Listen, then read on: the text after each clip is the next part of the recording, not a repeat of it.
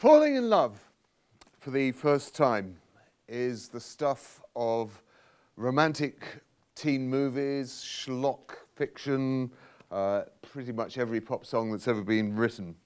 But for me, age 16, it was a complete, unmitigated disaster. Because I fell in love with somebody of the wrong sex. And in 1966, gay men were still being sent to prison for 4 years. So there weren't exactly a lot of role models around to tell you you could have a happy life. I quite honestly felt so guilty and so ashamed that I'd really rather have died than tell anybody that I was in love with this other guy at school. And in fact, that was the option that I chose. I took an overdose of pills, tried to kill myself, and next morning I woke up and in a school dormitory and went, oh God, I'm so useless, I can't even kill myself properly. And had promptly had a nervous breakdown, age 16. And well, they carted me off to mental hospital, and I spent 6 years in a therapeutic community, and it cured me. Yet when I came out, I was no longer guilty or ashamed anymore. Anyway, in the meantime, two musician friends and I had moved to London and formed a band with a view to making it. And as you know, starting out in a band with a view to making it is like getting into a car with a view to getting there. Unless you've got some idea of the destination you want to arrive at, and roughly what route you're going to take to get there. I mean, you could just drive around the streets of Newcastle for the rest of the rest of your natural days. Or, you might just end up going a couple of miles down the road going, oh no, well, let's pull over and have a McDonald's, and that would be that. So it is helpful to have a bit more of an idea than that, but we didn't. And we imagined when we got our first record contract that that constituted making it, because it was more than 98% of bands at the time ever achieved. We got signed by Ray Davies of the Kinks to his private record label, and we thought we were, made for life. We were now pop stars, official. And Ray produced our first album, and the thing was, we abdicated responsibility for our own music, our own creative endeavor. We decided to just stick to writing songs and let the experts do everything else. So they decided which songs we would record, they decided what the sound of those recordings would be, and they decided on how the marketing of it would take place. And as a result, the album sold 600 copies worldwide. There were no reviews in the press. It didn't get a single play on Radio 1. In other words, it never made it past the gatekeepers. And as a result, we might just as well not have made it, because if you made a record in those days and you didn't get past the gatekeepers, nobody would ever hear it. There was no way around it. Now, in the meantime, having shed all that guilt and shame, I pretty much went to the opposite extreme and embraced gay liberation and quite literally made a song and dance about it. And then along came punk rock. And suddenly it became clear that your passion for music and your passion for politics or engagement with the realities of daily life needed to come together. There's no point having your life compartmentalized. The thing would only work if it was authentic. It didn't have to be subtle, it didn't have to be clever, you didn't have to be able to play especially well, which was lucky for me. But you did have to engage direct with the audience rather than trying to mediate it through the music industry. So I walked out of the record deal, signed on the dole, formed a new band, and wrote a load of simple, loud, direct songs with choruses that you could sing along with. They had to be pretty simple because they had to be songs that a band could learn in the sound check. Because I didn't have a band. So I went round a load of venues saying, can you give us a new gig for my new band? And they were saying, okay, you can have this date. And then I'd call up people on the phone and say, oh, are you free on this date to come play drums for us? And I'd just get a band and scratch band together each time, and we put it together on the fly that night. rehearse it in the afternoon at the sound check, and then play them at the night.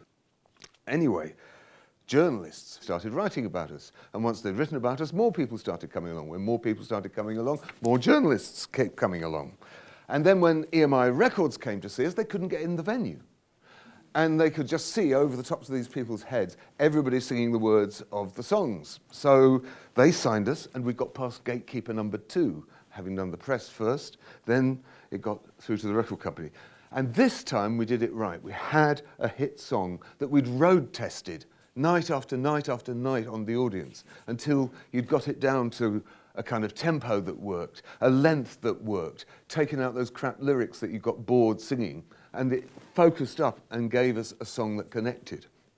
So then EMI had a record they could sell, they had a story they could tell, and the plugger from EMI got past gatekeeper number 3, and we ended up being played on Radio 1 and having a hit record. And the modestly named Tom Robinson Band had a brief 15 minutes of fame.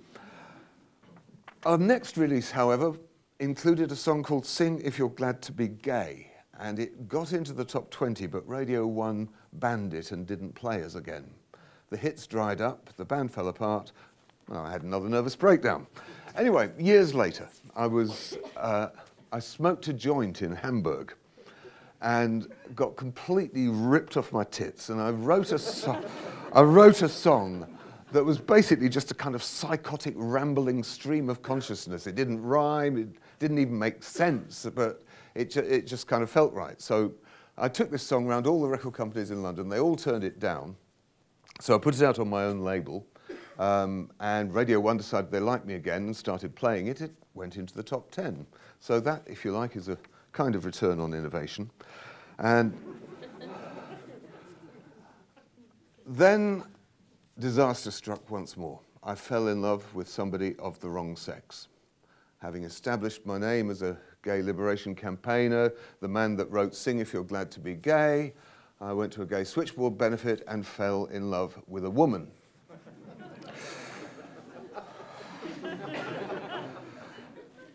Can't get it right. I'm still married to her now. We have 2 fine kids, and my particular return on that innovation is that our eldest graduated last year in computer engineering and walked straight into a coding job in Shoreditch. On the other hand, I never did have another hit record again after getting married, because priorities lay elsewhere. No longer desperate for that validation. I witnessed at first hand the UK's rock and roll era, right the way through from the 50s to the present day. And I'm here to tell you that most of the innovation in that period has been driven by technology. In 1955, my brother bought his first Bill Haley and Elvis Presley records, and he bought them on shellac 78s. And brought them home to play on the family gramophone, which you wound with a handle in a wooden case. The volume control was slats on the front that opened and shut. And you had to go and buy needles from the record shop in order not to damage your 78s irreparably when you played Bill Haley.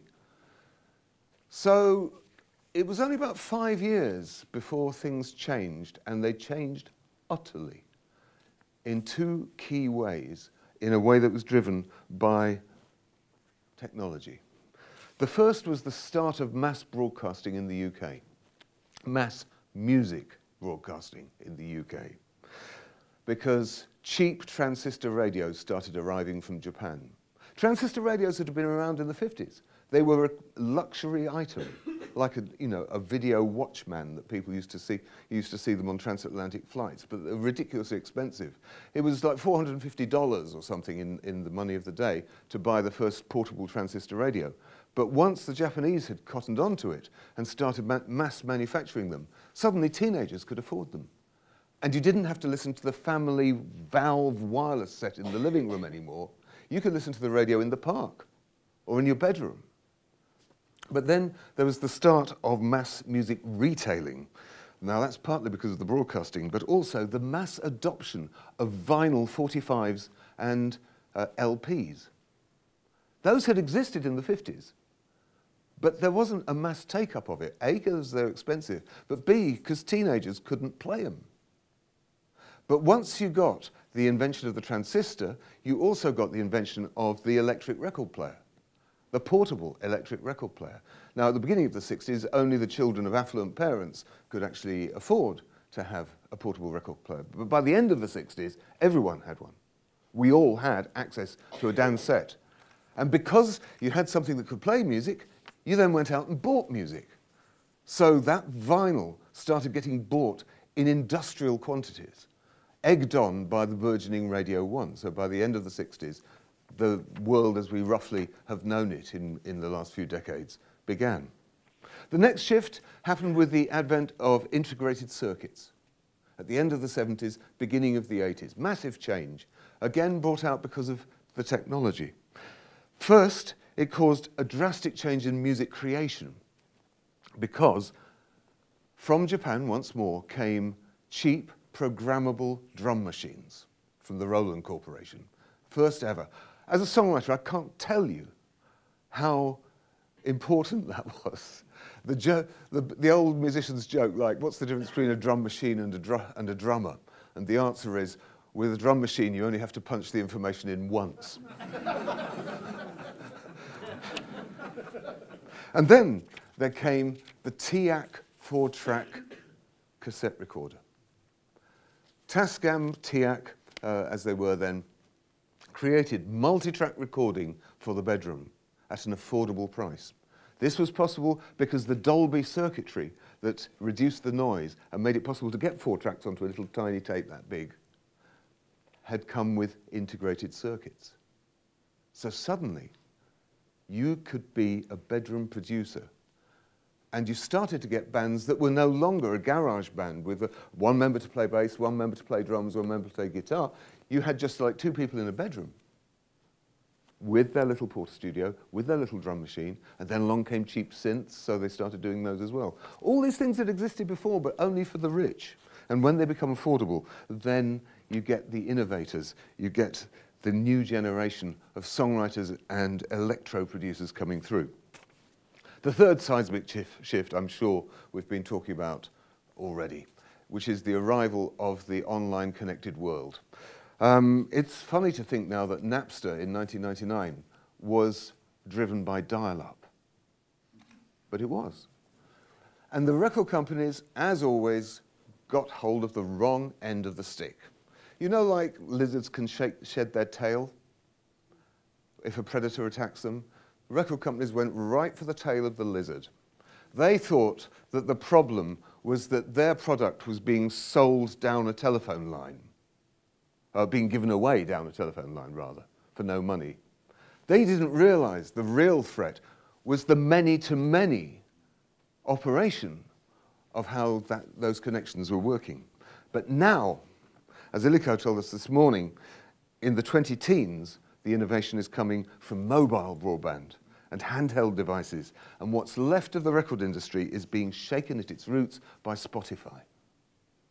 So, when Six Music offered me a job presenting new music, like us, but giving up music and taking up being on the radio was like a small-time chef getting a job as a restaurant critic. And I jumped at the chance, you know. I knew where my next meal was coming from at last. Contrary to all the doom and gloom that people of my generation pass on to them about why it's dodgy for you to even dream of making music now, there's never been a better time in the 50s, 60s, 70s, 80s, 90s, noughties, or the 20-teens. A studio quality mic costs 100 quid now. Unbelievably cheap compared to when I was young. You don't even have to own those things. You can borrow them off someone. Your song can get heard around the world for nothing, with no radio play whatsoever. Once, a video cost 10 times more than the single it was promoting to make. And now you can make it for free with your mobile in HD and edit it on a laptop. And millions can see and hear it by word of mouth. All it has to be is very, very good. And it will get heard. So my advice to those musicians was lower your standards. In order to get to those very, very good songs, the key to quality is quantity.